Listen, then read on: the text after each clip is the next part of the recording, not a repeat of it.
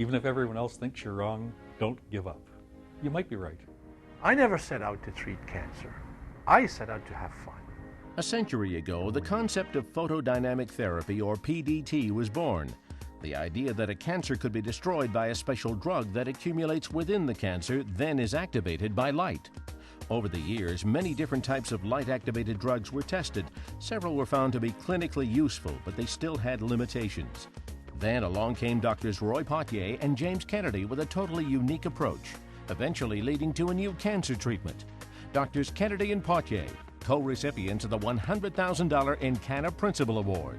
One of the first things that we wanted to do is to understand how the then version of photodynamic therapy works. We wanted details. He was interested in the interaction of light with matter. I was coming at it from another direction. I was interested in the possibility of it developing into a useful form of cancer therapy. In the 70s, we started to look at diseases called porphyria, which have a similarity to photodynamic therapy. People are sensitized to sunlight, and so the similarity between that and the process of curing cancer by sunlight intrigued us. We came to realize that it might be possible, using a completely different approach, to induce what amounted to a temporary porphyria in the cancer cells. Then it would be selectively photosensitized, and we could kill the cancer cell by exposing it to light and not kill adjacent normal tissue or overlying or underlying tissue. Yeah, that's the theory, and we set out to prove it.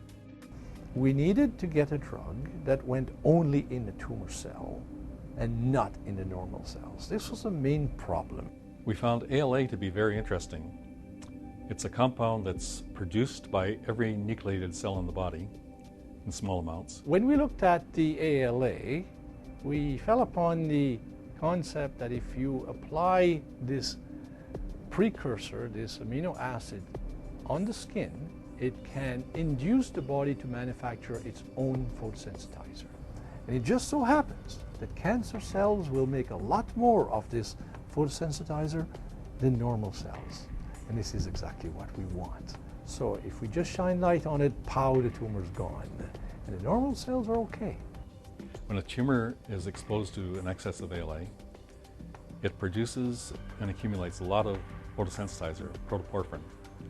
It becomes sensitive to light, and it starts fluorescing brightly. You can use that brightness to locate the tumor, if it's a small one, even a tiny pinhead size. So basically, in a nutshell, our invention is that we have the body making its drug, and it doesn't kick it out from the tumor. It makes a lot more in the tumor, but in normal tissue, it has a normal way of getting rid of the excess drug. So it's a double-edged sword. It's a double winner. One is you get a lot more drug in the tumor, and two, you get rid of the drug that is in the normal tissue. And boy, when you shine light on that, they pop. For superficial cancers, we use the blue light. For deeper cancers, we use red. The reason being that red penetrates through the red blood much better than blue does. The photosensitizer, its role really is like an antenna. It simply captures the red light and gives it to oxygen. And now that oxygen has this extra energy, it becomes extremely reactive. We call it oxidizing. In effect, we burn up the tumor. No scarring is left, and it's basically what we would call a soft treatment. And there's no clean cutting that can ever be done by a scalpel that is as clean as our approach. Potentially, this approach could be used to treat any cancer, anywhere in the body. As long as we can get the light in through some scope or fiber optic system, we can go anywhere we want. There are almost no cancers that are safe if we can just get a light to it. We're scientists, we're not businessmen. But we thought we had something that's really good, that should get out, it could help a lot of people. So what we did, we patented it, and luckily a company by the name of Medusa Pharmaceuticals picked it up, and they have now commercialized it, and a lot of people are getting the benefit of our innovation. The main way our innovation is being used is for skin cancers. In Europe, it's being used very widely for bladder cancer.